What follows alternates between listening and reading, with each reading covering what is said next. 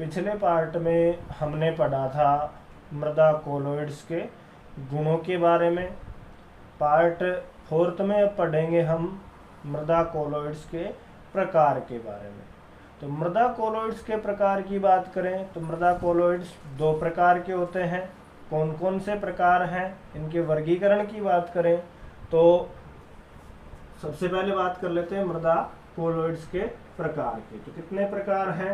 2 प्रकार के होते हैं। अब ये 2 प्रकार कौन कौन से हैं, वर्गीकरण कर देते हैं हम। मृदा कोलोइड्स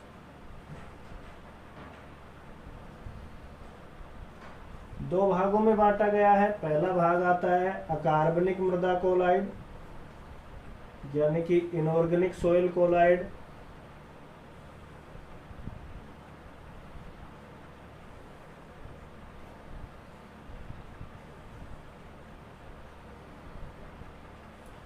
दूसरा आता है कार्बनिक मृदा कोलोइड, सोइल ऑर्गेनिक कोलोइड।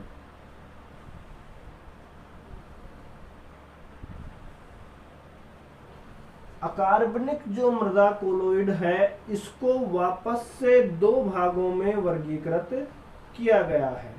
2 भाग कौन कौन से हैं, इन 2 भागों के बारे में बात करेंगे। पहला था हमारे पास में कार्बनिक मृदा कोलाइड, उसके बाद में अकार्बनिक मृदा कोलाइड है। इसको भी कितने भागों में वर्गीकृत किया है?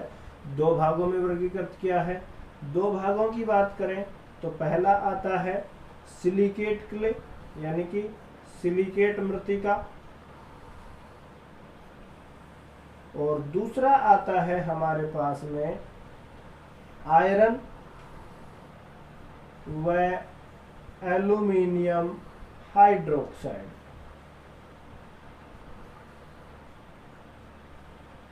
इन 2 भागों में वर्गीकृत किया गया है। उसके बाद में हम सिलिकेट क्ले की बात करें।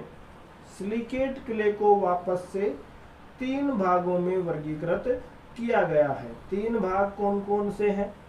पहला आता है केओलिनाइट समूह,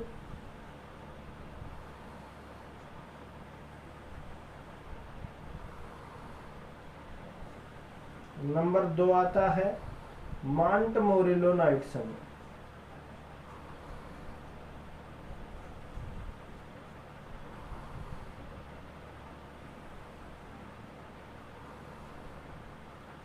और जो तीसरा पार्ट है इलाइट समूह। दूसरा नाम भी है इसका हाइड्रस माइका समूह भी बोलते हैं।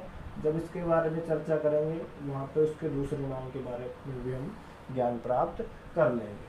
तो ये हो गया सिलिकेट मृत्तिका। 3 भाग हैं, केओलिनाइट समूह, मांटमोरिलोनाइट समूह और इलाइट या हाइड्रस माइका समूह। उसके बाद में कार्बनिक जो मृदा कोलाइड है इसको भी 1 भाग में बांटा गया है, यानी कि इसके अंतर्गत ह्यूमस आता है। इनके बारे में हम इस पार्ट में अध्ययन करेंगे। तो इसको आप वीडियो को पॉज करके नोट कर सकते हैं।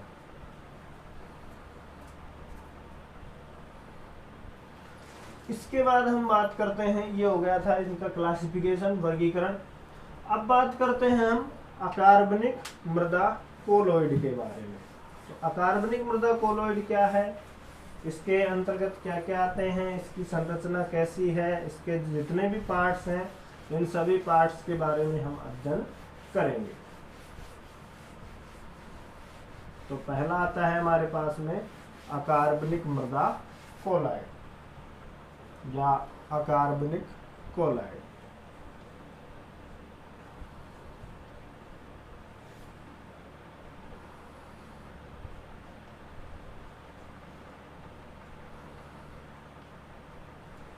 अकार्बनिक मृदा कोलोइड या अकार्बनिक कोलोइड की बात करें तो इसे खनिज कोलोइड भी कहते हैं। क्या कहते हैं? खनिज कोलोइड भी कहते हैं। दूसरा नाम आता है कि भाई इसको खनिज कोलोइड भी कहा जाता है। उसके बाद में इसमें जो मुख्यतः आती है सिलिकेट मृत्तिका आती है। इसके अंतर्गत जो मुख्यतः जो मृत्तिकाएं आती हैं, सिलिकेट मृत्तिका आती है जिसको हम क्ले भी बोलते हैं, सिलिकेट मृत्तिका आती है, मुख्य रूप से इसका जो भाग है वो सिलिकेट मृत्तिका है। उसके बाद में इसके कणों के व्यास की अगर हम बात करें, कणों के आकार की अगर हम बात करें, तो जो कणों का आकार होता है वो 2 माइक्रोन, यानी कि ये भी मापन की इकाई है, 2 माइक्रोन बोल सकते हैं, या फिर मिली माइक्रोन में बात करें तो 0.002 mm मिली माइक्रोन से कम होता है। जो अकार्बनिक मृदा कोलॉइड है, अकार्बनिक मृदा कोलॉइड में मुख्यतः खनिज कोलाइड आते हैं। उसके बाद में दूसरी बात करें, इसमें मुख्यतः सिलिकेट मृत्तिका आती है। कणों का जो आकार होता है वो 2 माइक्रोन यानी कि 0.002 mm मिली माइक्रोन से भी कम होता है। और सिलिकेट जो मृत्तिका है, सिलिकेट मृत्तिका को मुख्यतः 2 भागों में वर्गीकृत किया गया है। कौन कौन से भाग हैं? पहला आता है जो अकार्बनिक मृदा कोलाइड है, अकार्बनिक मृदा कोलाइड को 2 भागों में बांटा गया है। कौन कौन से भाग आते हैं इसमें? एक तो आता है हमारे पास में सिलिकेट मृत्तिका, और दूसरा आता है आयरन व एल्यूमिनियम हाइड्रोक्साइड। कितने भागों में बांटा गया है इसको? अकार्बनिक मृदा कोलाइड्स को 2 भागों में। नंबर 1 सिलिकेट मृत्तिका,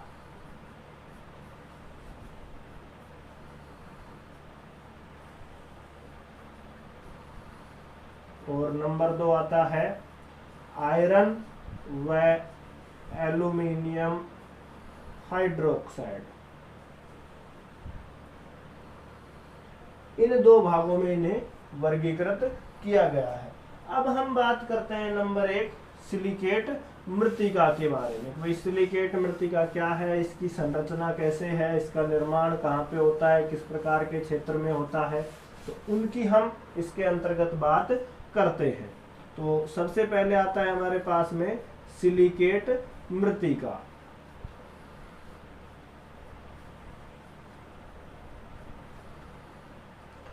सिलिकेट मृत्तिका के निर्माण की अगर हम बात करें तो सिलिकेट मृत्तिका का जो निर्माण है वो समशीतोष्ण प्रदेशों में होता है। सिलिकेट मृत्तिका का निर्माण कहाँ पे होता है? समशीतोष्ण प्रदेशों में। निर्माण की अगर हम बात करें, यानी कि ये जो मृत्तिकाएं हैं समशीतोष्ण प्रदेशों में पाई जाती हैं।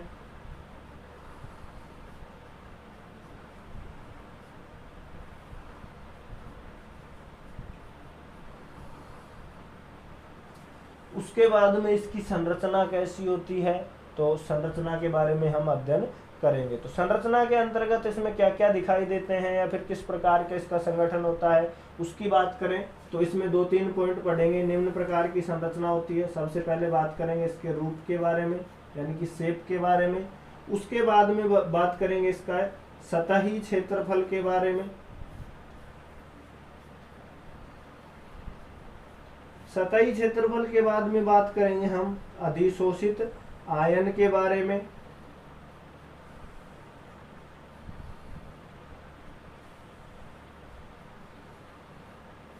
उसके बाद हम बात करेंगे इसके विद्युत आवेश के बारे में। तो इन 4 टॉपिकों का अध्ययन करेंगे सिलिकेट मृत्तिकाओं के अंतर्गत। सबसे पहले हम बात करते हैं जो सिलिकेट मृत्तिकाएं हैं इनके रूप के बारे में। तो सिलिकेट मृत्तिकाओं के रूप के बारे में हम बात करेंगे। भाई रूप कैसा है, दिखाई कैसी देती है, तो इसकी हम बात कर लेते हैं। तो नंबर 1 आता है रूप या फिर शेप। सिलिकेट मृत्तिकाओं को यदि हम इलेक्ट्रॉन सूक्ष्मदर्शी के द्वारा देखते हैं, तो इलेक्ट्रॉन सूक्ष्मदर्शी बोल सकते हैं या फिर उच्च क्षमता वाले कोई भी सूक्ष्मदर्शी के द्वारा देखते हैं, तो इसके जो कण हैं वो प्लेट्स के समान या फिर जिस तरीके से किताब होती है पुस्तक के पृष्ठों के समान दिखाई देते हैं। भाई एक दूसरे के ऊपर अध्यारोपित पुस्तक के पृष्ठों के समान, या फिर स्तरीय आकृति के, या लेमिनेटेड बोल सकते हैं, या षटभुजाकार आकृति या अनियमित आकृति के दिखाई देते हैं। तो रूप की बात करें, रूप की यानी कि उच्च क्षमता के इलेक्ट्रॉन सूक्ष्मदर्शी के द्वारा देखने पर, उच्च क्षमता के सूक्ष्मदर्शी के द्वारा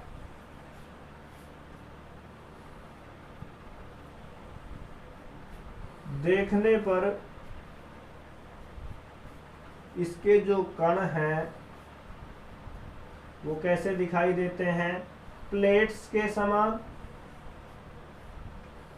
जिस तरीके से प्लेट्स होती हैं, या फिर जो किताब होती है पुस्तक के पृष्ठों के समान,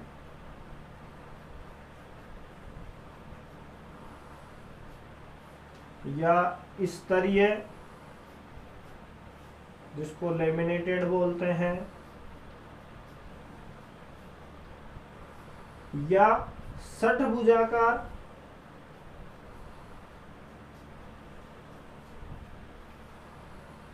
या फिर अनियमित आकृति के दिखाई देते हैं।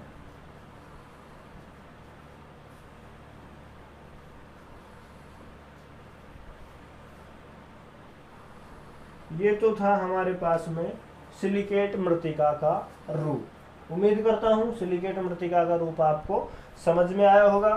उसके बाद में हम बात करते हैं सतही क्षेत्रफल के बारे में।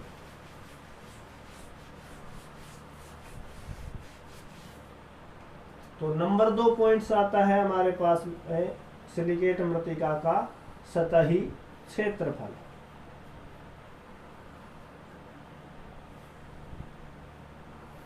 सतही क्षेत्रफल की बात करें तो जो सिलिकेट मृत्तिका होती है उसके जो कण होते हैं बहुत ही बारीक अवस्था में होते हैं।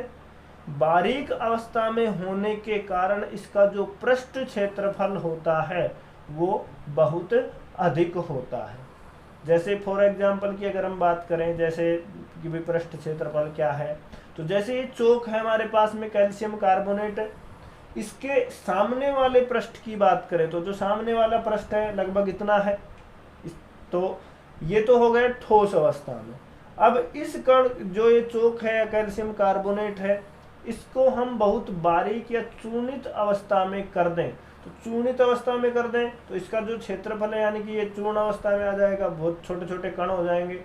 तो ये अब जो स्थान घेर रहा है उससे ज्यादा स्थान घेरेगा, ज्यादा स्थान घेरेगा तो इसकी जो ऊपरी सतह है जिसको हम पृष्ठ बोलते हैं ये क्या हो जाएगी, पहले की तुलना में बढ़ जाएगी। और बढ़ जाएगी तो जो आने वाले जो आयन है वो भी अधिक मात्रा में, यानी कि अब तो जो ठोस अवस्था में तो केवल इतनी जगह पर आकर के आयन आकर के चिपकेंगे, लेकिन जब ये चूर्णित अवस्था में हो जाएगा तो इसका जो पृष्ठ क्षेत्रफल है वो बहुत ही बढ़ जाएगा, बहुत बढ़ जाएगा। तो आने वाले जो कण हैं चाहे वो धनायन हो या फिर ऋणायन हो या फिर और कोई से भी कण हो सकते हैं, वो ज्यादा मात्रा में क्या होंगे, अधिशोषित होंगे। तो पृष्ठ क्षेत्रफल या सतही क्षेत्रफल की बात करें तो सिलिकेट जो मृत्तिका होती हैं उनके जो कण हैं बहुत ही बारीक अवस्था में होते हैं, बारीक या महीन होते हैं। महीन होने के कारण इसका जो पृष्ठ क्षेत्रफल होता है वो बहुत ही अधिक होता है। उसके बाद में बात करते हैं हम, नंबर 3 पॉइंट आता है हमारे पास में विद्युत आवेश। विद्युत आवेश की बात करें तो मृदा कोलोइड्स के गुणों में हमने पढ़ा था कि भाई जो मृदा कोलोइड्स के जो कण हैं या फिर मृत्तिका के कण बोल सकते हैं या सिलिकेट मृत्तिका पढ़ रहे हैं तो इसके कणों की बात करें तो वहां पे पढ़ा था कि भाई जो मृत्तिका के जो कण हैं या फिर मृदा कोलोइड्स के जो कण हैं उन पर कैसा चार्ज पाया जाता है, ऋणात्मक चार्ज पाया जाता है, नेगेटिव चार्ज पाया जाता है। और नेगेटिव चार्ज पाया जाएगा तो जाहिर सी बात है ये सतह पर किन आयनों को अपनी ओर आकर्षित करेंगे, पॉजिटिव चार्ज वाले आयनों को क्या करते हैं, अपनी सतह की ओर आकर्षित करते हैं। तो पॉजिटिव चार्ज वाले आयनों को क्या करेंगे, ये अपनी ओर आकर्षित करेंगे। तो दो परतों का निर्माण होगा कि भाई अंदर की ओर नेगेटिव चार्ज मान लेते हैं, बाहर की तरफ क्या हो रहा है, पॉजिटिव चार्ज आकर के क्या हो रहे हैं, अधिशोषित हो रहे हैं, एकत्रित हो रहे हैं। तो इस कारण दो परतों का निर्माण होता है। अंदर की जो परत है वो तो हो गई, यानी कि आंतरिक परत तो होती है ऋणात्मक, वह जो बाह्य परत है वो धनात्मक। इन दो परतों का क्या हो जाता है, निर्माण हो जाता है। तो विद्युत आवेश समझ में आया होगा दोस्तों। कि भाई विद्युत आवेश की बात करें, सिलिकेट जो मृतिका है इसके कणों के ऊपर नेगेटिव चार्ज यानी ऋणात्मक चार्ज पाया जाता है। इस कारण ये धनावेशों को अपनी सतह की ओर आकर्षित कर लेते हैं, अधिशोषित कर लेते हैं, चिपका लेते हैं। इस कारण दो परतों का निर्माण होता है। अंदर की जो परत है वो नेगेटिव परत और बाहर की जो परत है वो पॉजिटिव परत बन जाती है। उसके बाद में आता है नंबर 4 पॉइंट हमारे पास में अधिशोषित आयन का। तो अधिशोषित आयन क्या है, इसके बारे में हम चर्चा करें। भाई अधिशोषित आयन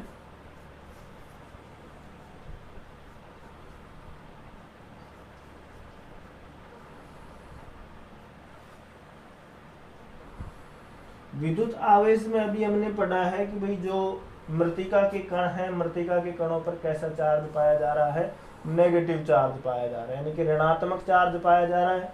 ऋणात्मक चार्ज पाया जाएगा तो धनात्मक चार्ज क्या है, ऋणात्मक चार्ज की सतह पर अधिशोषित होते हैं, अभी पढ़ा हमने 3rd पॉइंट में। तो इस कारण जो कण है वो धनायन के जो कण है अस्थिर परत के रूप में अधिशोषित होते हैं। तो जो आने वाले जो कण हैं उन अस्थिर सतह वाले जो कण हैं उनको प्रतिस्थापित कर देते हैं। इस प्रक्रिया को हम धनायन विनिमय कहते हैं। जैसे एग्जाम्पल से समझते हैं कि भाई हमारे पास में ये हम सिलिकेट मृतिका है। सिलिकेट मृतिका पर कैसा चार्ज मिल रहा है, नेगेटिव चार्ज मिल रहा है। भाई हमें पता है कि सिलिकेट मृतिका के ऊपर ऋणात्मक चार्ज पाया जाता है। तो ये हो गया ऋणात्मक चार्ज। अब क्या कर रहे हैं, ये सिलिकेट क्ले या मृतिका, अब क्या हो रहा है कि भाई धनावेशित जो कण हैं, धनावेशित कण क्या हो रहे हैं, इसकी सतह पर आकर के क्या हो रहे हैं, अधिशोषित हो रहे हैं अस्थिर परत के रूप में, यानी कि स्थायी रूप से आकर के अधिशोषित नहीं हो रहे हैं, केवल अस्थिर परत के रूप में क्या हो रहे हैं, अधिशोषित हो रहे हैं। अब ये अधिशोषण की प्रक्रिया संपन्न हो गई। अब ये पहले से जो धनायन यहाँ पर अधिशोषित है, चिपके हुए हैं या एकत्रित हुए बैठे हैं, इनकी अगर हम बात करें, अब जो नए जो धनावेशित आयन आएंगे वो क्या करेंगे, इन पहले से अधिशोषित आयनों को यहाँ से क्या कर देंगे, हटा देंगे और इनके स्थान पर जो ये नए आने वाले धनायन हैं ये यहाँ पर आकर के क्या हो जाएंगे, सतह पर एकत्रित हो जाएंगे। इस प्रक्रिया को हम क्या कहते हैं, धनायन विनिमय कहते हैं।